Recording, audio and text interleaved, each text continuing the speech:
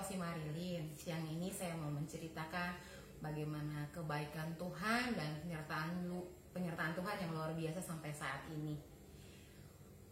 Kejadian ini terjadi pada saat tahun 2012, dimulai ketika saya pulang dari sebuah rumah murid les saya di Surabaya. Saat itu saya mengendarai sepeda, saya menyeberang di zebra cross. Kebetulan waktu itu lampunya sudah lampu merah gitu. Tapi ketika saya menyeberang, saya seperti biasa akan menyeberang di zebra cross karena tidak ada tangga penyeberangan. Dengan sepeda saya tuntun sepeda saya. Ketika tiba-tiba saya ditabrak motor saat itu di lampu merah. Waktu itu saya pikir, oh mungkin cuman memarah aja gitu, karena saya pikir cuman kaget karena tiba-tiba dengar suara gitu kan, karena motor nabrak sepeda gitu. Lumayan saya pikir oh mungkin hanya hanya memar aja gitu, karena kan hanya kayak kesenggol gitu. Tapi tiba-tiba karena kebetulan hari itu kejadian sore hari, saya pulang mengajar murid les saya itu memakai kaos putih ya saudara-saudari. Jadi ketika saya menunduk ke bawah, saya lihat di ujung kaos saya ada bercak seperti susu coklat. Saya pikir kenapa kaos putih saya jadi kotor gitu. Ternyata ketika saya lihat ke bawah, darah bercucuran dari jempol tangan kanan saya gitu. Pada saat itu saya sempat shock karena ternyata waktu ditabrak itu ada kejadian di mana saya tangannya robek dan mengucurkan banyak darah.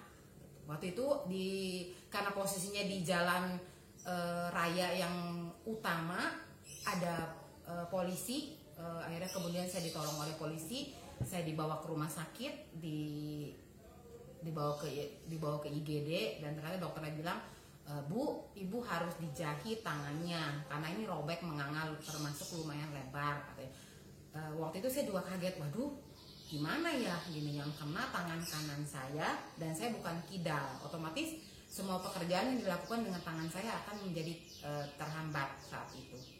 Setelah itu saya telepon suami saya bilang saya lagi di rumah sakit di IGD. Loh, kenapa kamu di rumah sakit?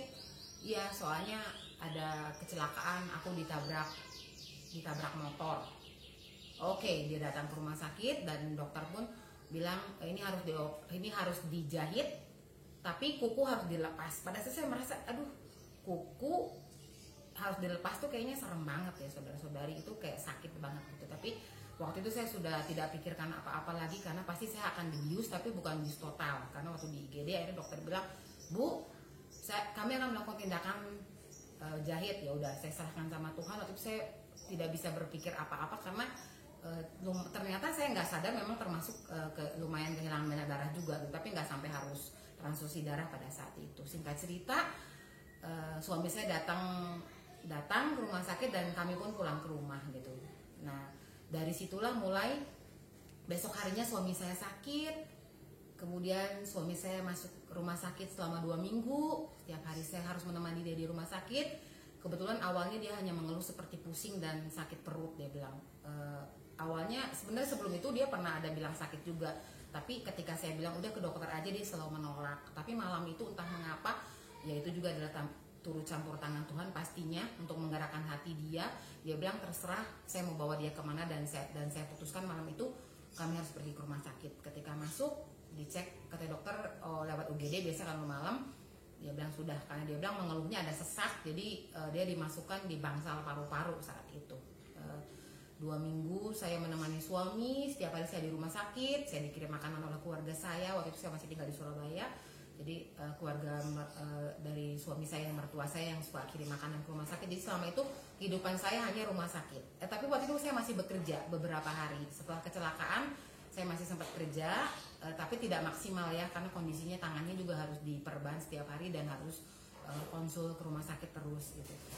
Dan saat itu juga waktu habis kecelakaan, sehari sebelum suami saya masuk ke rumah sakit, ternyata malam-malam saya menyadari kalau muka saya bengkak gitu. Ternyata waktu itu saya baru tahu kalau saya ada alergi obat anti nyeri waktu itu. Jadi saya waktu itu tidak menyadari, tapi ketika malam-malam bangun kenapa di sekitar mata saya ini seperti di sekitar pipi ya ke mata ini kayak bengkak. Mungkin seperti kalau orang bilang sakit kali gatal-gatal seperti ini semua bengkak. Saya lari lagi ke UGD. Jadi waktu itu jadi benar-benar saya ngerasa seperti jatuh tertimpa tangga masuk ke dalam mulut buaya ya, kalau ada peribahasa seperti itu ya, karena memang rasa sudah saya kecelakaan, alergi obat, bolak-balik ke IGD, suami saya masuk ke rumah sakit, di dalam waktu 2 minggu itu dunia seperti terbalik gitu. Waktu itu tuh, tapi saya ingat adik saya telepon, dia bilang, Osi kamu karena habis kecelakaan kamu kurangi, jangan makan yang telur, dia bilang jangan makan yang asin-asin dulu, jangan yang santan-santan, kamu kalau perlu makannya yang polos-polos aja dulu supaya jahitan jari tangannya cepat kering ya. Puji Tuhan adik saya perhatian untuk masalah ini, karena saya pikir benar juga ya kalau misalnya terlalu banyak makan makanan yang terlalu menusuk rasanya, itu memang bisa membuat proses penyembuhannya jadi lebih lama. Nah setelah itu 2 minggu dokter cek, kami penasaran juga suami saya ini sebenarnya sakitnya apa, cuma dibilang waktu hari apa dia bilang sesek lagi gitu. Kebetulan tapi saya harus pergi keluar untuk menyelesaikan kerjaan suami, ipar saya yang menunggu suami saya waktu itu karena mengeluh sesak di bagian paru-paru, tapi dokter bilang kalau masih sesak ini harus di EKG. Jadi dites dulu jantungnya apakah memang sesaknya karena jantung atau karena apa. Setelah itu hasilnya keluar, ternyata tidak ada apa-apa saudara-saudara dengan jantungnya. Jantungnya masih oke, tidak apa-apa. Jadi selama di bangsal paru-paru itu suami saya bukan hanya memakai oksigen, tidak ventilator, dan tidak memperlihatkan kondisi yang mengkhawatirkan ya. Jadi maksudnya seperti biasa aja gitu, misal perlu bantuan tapi dia tidak bisa bangun gitu kondisi saat itu. Nah tiba-tiba di hari ke-13 saya ingat mungkin ya sekitar, karena saya bilang tadi 2 minggu di rumah sakit, dia bilang pengen pulang ke rumah katanya gitu. Oh kenapa katanya? Ya nggak apa-apa katanya, pengen pulang aja gitu. Akhirnya malam itu dengan ambulans kami pulang ke rumah, dan dokter bilang ini minta pulang paksa ya, jadi kalau ada apa-apa jangan menuntut rumah sakit. Terus saya yang tanda tangan, saya bilang oh ya sudah tidak apa-apa. Pulang ke rumah seperti biasa di kamar kami, dia makan, saya suapin karena kondisi dia harus masih pakai tabung oksigen meski pulang ke rumah. Besok paginya dia tiba-tiba mengeluh juga sakit dadanya gitu. Saya masih berpikir oh mungkin karena masih pakai oksigen jadi belum stabil sebenarnya kondisi badannya gitu kok. Belum pulih sebenarnya, karena kan memang dokternya bilang ini belum sembuh Bu, tapi karena suami Bu minta pulang ya udah kami izinkan pulang saja gitu. Saya juga ada rasa yang khawatir gitu, kok suami saya belum sembuh tapi dia minta pulang, tapi saya juga mau bagaimana gitu. Saya tidak bisa juga memaksakan kehendak pada saat itu. Pulang ke rumah, besok paginya dia sempat bilang kok kayak sakit katanya gitu. Saya pikir sakitnya kan kebetulan orang Jawa ya, jadi kadang ada kata ngeleh, dan ngeleh itu ada yang ngeleh lapar dan ada yang ngeleh kayak sakit apa gitu. Saya juga karena kebetulan bahasa Jawanya nggak terlalu bagus, jadi kadang kalau suami saya ngomong bahasa Jawa gitu kadang saya juga nggak mudeng ya, atau dalam arti kata tidak terlalu mengerti apa yang dia maksud gitu. Setelah dia mengeluh sakit itu, tiba-tiba dia kayak kehilangan kesadaran saudara-saudari. Saat itu saya juga kaget, kebetulan kejadian di kamar kami gitu. Kebetulan kamar kami ada di lantai 2, dan saya teriak ke bawah, saya teriak mami kalau nggak salah, waktu saya panggil, dan ternyata dipanggil juga tetangga saya yang perawat, yang cek nadinya, kok kayaknya udah melemah ibu yang perawat itu bilang. Tapi waktu saya pegang dadanya saudara-saudari saya sudah tahu kalau dia sudah tidak ada, Tuhan sudah panggil. Tapi saya cuma bisikin waktu itu, kamu sudah nggak sakit lagi, Tuhan sudah panggil kamu pergi. Tapi saya waktu itu posisinya karena saya bukan dokter, saya tidak bisa mendahului dalam arti kata tidak bisa bilang udah meninggal loh gitu suami aku gitu. Saya tidak bisa bilang seperti itu. Akhirnya kami bawa lagi kembali ke rumah sakit, kami telepon ambulans, dan ambulansnya nggak akan pernah datang ke rumah kami karena ketika ditelepon nggak ada jawaban. Jadi sempat saya juga trauma saudara-saudari sampai beberapa tahun kalau ada ambulans saya ngerasa kalau kayak kenapa sih gitu kita minta ambulans datang tapi nggak bisa jemput suami saya. Jadi ya keadaan waktu itu campur aduk ya, antara udah sedih karena sudah feeling saat itu suami saya sudah nggak ada. Akhirnya dengan pertolongan mobil tetangga kami pun kembali ke rumah sakit, masuk ke IGD lagi. Dan waktu itu sepertinya suara sirinenya tuh suara sirine yang seperti siaga 1 ya. Jadi kayak kok saya feelingnya udah nggak enak gini ya. Tapi memang dari awal saya udah tahu kalau suami saya sudah nggak ada. Terus akhirnya dokternya sama perawat keluar, ini yang mana istrinya, katanya saya. Katanya kenapa dok, bapak udah nggak ada, katanya. Terus saya diem, terus saya menitikkan air mata, sudah pasti sedih karena kehilangan teman hidup ya, saudara-saudari. Tapi saat itu saya berpikir, kalaupun Tuhan izinkan suami saya masih ada, dia akan pakai oksigen seumur hidup. Jadi itu sudah jalan yang terbaik dari Tuhan untuk suami saya saat itu. Dan akhirnya kami mengurus kepulangan jenazah ya dari rumah sakit ke rumah. Dan saya pun mengabari keluarga saya di Bandung dan keluarga besar yang lainnya. Dan kebetulan om saya bisa atur untuk kepergian papa mama saya ke Surabaya. Mereka pun datang keesokan harinya untuk hadir di acara pemakaman. Setelah selesai pemakaman, papa mama saya belum balik ke Bandung lagi. Saya tahan mereka untuk mama temenin dulu saya di sini, jangan pulang ke Bandung. Saya rasa saya kesepian gitu. Walaupun saya tahu ada keluarga suami saya, tapi saya rasa kayak ada satu kalau misalkan ada satu sisi di mana saya merasa kesepian yang sangat, karena saya membutuhkan keluarga yang benar-benar keluarga inti saya yang dekat sama saya gitu, yang benar-benar pegang tangan saya dan memeluk saya gitu dalam keadaan kesedihan, kedukaan saat itu. Beberapa hari menemani mama papa saya, dan tiba-tiba ada suatu hari saya harus pergi ke bank, dan bank itu kebetulan di mall. Papa saya beli sepatu, dan mama saya tiba-tiba bilang, kok papa beli sepatu, mama enggak. Ya udah mama kalau mau beli sepatu Osi beliin deh, ya udah gitu. Mama saya ini penggemar warna merah ya, saudara-saudari. Saat itu saya sampai bingung gitu, kok tumben gitu ya, mama saya tuh pengen sekali sepatu warna merah gitu waktu itu. Sepatu warna hitam maksudnya. Jadi dia lihat-lihat sepatu keliling-keliling, mah nggak mau yang kuning, yang merah, enggak yang hitam aja katanya gitu. Suka kok, pas lagi. Memang kebetulan mama saya tuh ada keturunan Belanda ya, saudara-saudari. Jadi badannya tinggi besar, jadi memang size sepatunya juga 40 harus 40 besar ya, nggak bisa 40 yang size kurus gitu. Setelah beli sepatu kami pun pulang beristirahat. Waktu itu kejadiannya hari Jumat kalau nggak salah. Mama mulai mengeluh pusing, nggak enak badan gitu. Tapi ya udahlah istirahat, tapi istirahat aja. Tapi besoknya, karena besoknya hari Sabat, jadi mama bilang tapi mau ke gereja, tapi kan mama nggak enak badan. Jadi kami sempat sedikit bersih tegang ya saat itu. Terus aku bilang kalau sakit di rumah aja mah, nggak usah ke gereja. Nggak apa-apa, kok mau ikut ke gereja katanya. Udah ikut. Akhirnya kita pagi itu bertiga pergi ke gereja yang dekat dengan rumah kami. Setelah itu, saat itu memang udah berarti sekitar seminggu suami saya berpulang, saya pun pergi ke gereja. Dan teman-teman mengajak, ayo kak kita nyanyi yuk katanya, nyanyi lagu pujian katanya gitu ya. Oh lagunya apa ya, nanti kalau lagunya nggak tahu aku nggak bisa ikutan katanya. Itu loh lagunya gampang kok, yang Tuhan pasti peliharakan katanya. Waktu denger lagu itu kayak, oh bener ya, Tuhan memang pasti peliharakan. Meskipun sekarang suami aku meninggal, Tuhan pasti akan peliharakan, nggak mungkin aku ditinggalin sendirian. Waktu itu dalam hati berbicara seperti itu. Setelah menyanyi pulang, ternyata waktu itu kebetulan karena suami saya orang Jawa, kami pergi ke makam karena 7 hari waktu itu. Akhirnya pergi ke makam, pulang setelah itu mama saya ternyata semakin sakit, nggak enak badannya semakin bertambah parah dan mengeluhnya pusing, mungkin seperti vertigo ya saudara-saudari. Saya juga nggak bisa tahu sampai sekarang karena mama nggak sempat juga cek apa sih yang MRI atau apa gitu yang di kepala untuk mengetahui itu ada apa, kenapa pusing gitu.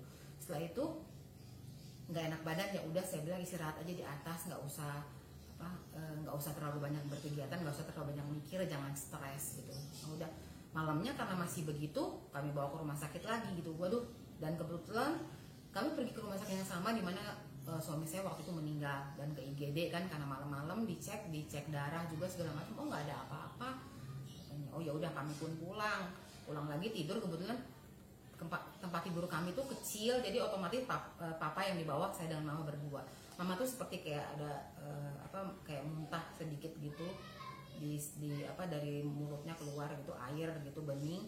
Saya pikir oh mungkin karena habis minum obat, mungkin ada reaksi apa, jadi mama muntah, saya bilang begitu waktu itu. Dan setelah itu tertidur dan tiba-tiba papa bangunin, kak kayaknya mama pingsan katanya gitu, nggak sadar, tapi nafasnya udah kayak ngorok gitu. Saya sih nggak terlalu ngerti kan, katanya kalau udah ngorok begitu koma katanya. Saya juga waktu itu karena kondisinya 8 hari ya, suami baru nggak ada, jadi ketika dibilang itu saya nggak ngerti itu kondisinya. Saya tahu mama saya pingsan itu jam 3 pagi. Saya teriak lagi ke bawah, datanglah mertua saya, karena saya waktu itu masih tinggal di sana bareng mereka. Mertua saya datang semua dan keluarga pada ke atas. Kenapa? Kita berdoa yuk buat mama, saya bilang gitu. Kayaknya mama pingsan. Udah habis berdoa minta tolong, akhirnya minta tolong, minta tolong tetangga buat turunin mama, karena mama kan besar, tinggi besar, badannya diturunin ke bawah. Terus akhirnya kita pesan taksi untuk bawa mama lagi ke rumah sakit untuk yang kedua kalinya. Kan tadi malam kami sudah bawa.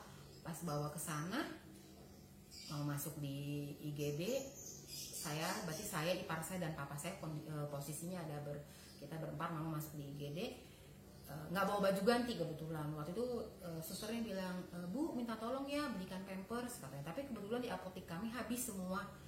Jadi ibu harus ke rumah sakit yang di seberang sana. Ya sudah, akhirnya saya bilang sama ipar saya, temenin boleh ke seberang sana yuk, ke rumah sakit yang seberang sana buat beli pampers. Oke, kita berdua. Nah, karena saya banyak waktu itu melamun, saya berpikir, tapi ada kayak seperti suara, kalau mama kamu harus pergi, kamu gimana? Terus aku pun terdiam, terhenyak, dan nggak mungkin Tuhan, masa mama mau pergi juga sih, kan suami aku juga baru pergi. Udah, setelah itu beli pampers, nyebrang lagi karena posisinya rumah sakit itu di seberang jalan sana. Balik lagi, pas sampai, saya masih ingat waktu itu tahun 2012, tanggal 4 November jam 5.15 pagi, saya dan papa saya dipanggil. Dokternya tanya, apakah ada penyakit jantung, katanya ibu. Katanya sepengetahuan saya sih nggak pernah ada riwayat jantung ya kalau untuk ibu saya bilang itu sama dokternya. Kenapa dok? Apa juga ditanya, nggak ada dok gitu. Ternyata dokter bilang, ini mau dipasang ventilator atau mau bagaimana katanya. Maksudnya dokter pasang ventilator gimana ya gitu. Saya juga kan memang nggak terlalu mengerti ya, karena memang juga saya bukan orang medis waktu itu. Jadi saya bingung kenapa suruh dipasang ventilator gitu kan. Tapi ini maksudnya gimana dok? Saya juga bingung, saya dan papa saya jadinya. Sebenarnya nafas sudah berhenti, tapi kalau mau pasang ventilator masih bisa gitu. Terus jadi seperti diada-adain dok. Sudah tidak ada, tapi karena ventilator bisa membantu supaya dia ada pada orang yang kalau secara medis sudah meninggal karena nafas sudah berhenti. Oh ya sudah dok, kalau nafas sudah berhenti, Tuhan sudah memanggil kembali pulang mama saya. Akhirnya karena di UGD, papa tarik gorden, kita masuk, papa berdoa, dan ingat banget doa papa tuh, doanya tuh bilang gini, saya sampai itu inget banget. Maksudnya ya selama ini saya suka dengar papa saya berdoa, tapi kebetulan waktu saya menikah kan saya sudah tinggal di Bandung lagi, di sini sudah jarang dengar papa saya berdoa. Papa saya berdoa begini, Tuhan katanya, terima kasih engkau sudah kirimkan sahabat yang sangat setia, sahabat yang sangat setia. Jadi benar-benar setia sampai maut memisahkan saudara-saudari. Dan ketika saya dengar doa itu, saya merasa kayak Tuhan, papa benar-benar berserah sama Tuhan buat keadaan ini gitu. Papa bukan di satu sisi pasti dia sedih, nggak mungkin kehilangan teman hidup yang sekian tahun bersama-sama dengan dia. Dia nggak sedih, nggak mungkin saudara-saudari. Tapi saat itu dalam hati saya, wah katanya kondisi saya tuh kehilangan dan papa juga harus kehilangan.